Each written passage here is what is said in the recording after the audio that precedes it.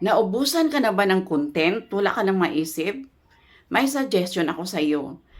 Pwede mong gawan ng content ang mga tanong ng iyong mga followers.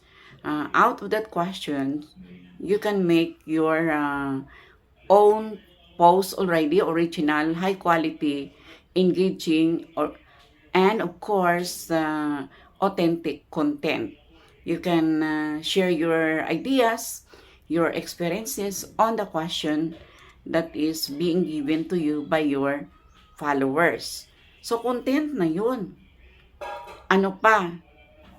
Pwede mo ring bigyan ng discussion ang iyong mga nakuha na mga earnings, pagtaas, pagbaba, wherein you are going to base that on your dashboard.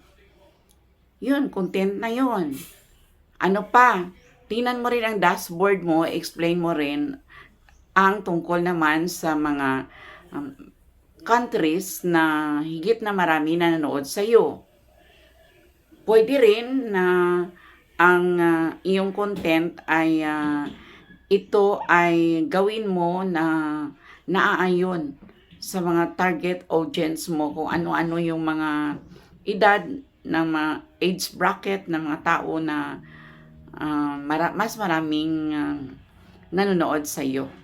Out of your dashboard, you can make your own content by sharing your experiences. Ganun din yung mga insights, metrics, average time watch, o mga number of views, number of engagement, reactions, click, mga shares, or about yung mga followers mo, number of stars, so many.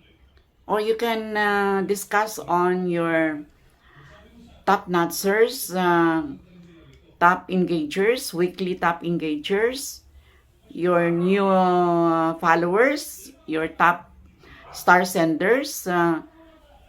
Yun, mga appreciation mo, pwede yun gawin na content pa rin dito. Kung wala ka pa talagang maisip, ay pwede talaga na storytelling na lang ng mga karanasan mo as a content creator, wherein there will be a lesson learned that will be imparted to your audience. Mas mabuti nga yung storytelling kasi mas marami ang manood sa iyo, lalo na kinuha mo ito sa real life experiences mo, na personal experience na maibagi mo sa iyong mga viewers. Kaya maraming paraan ng pagkaroon ng content talaga.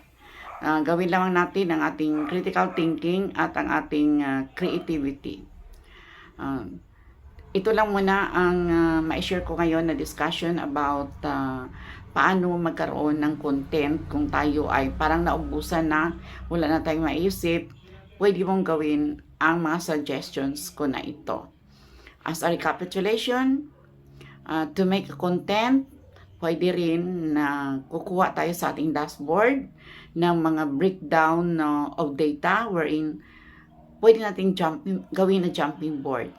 At ang mga katanungan ng ating followers o viewers, sagutin natin sa pamamagitan ng paggawa natin ng isang video na magbigay tayo ng ideas or karanasan we encountered about that specific questions. Kung mayroon ka pang maidagdag sa aking suggestion ngayon, maaari lang ay pakibagi naman sa comment section. Kung mayroon kayong nakuha na karanasan mula sa aking mga karanasan na na-share, paki-like, share, comment, and give reactions sa aking long form video na ito. Pwedeng mag-likes ka, mag-heart ka dyan, o whatever.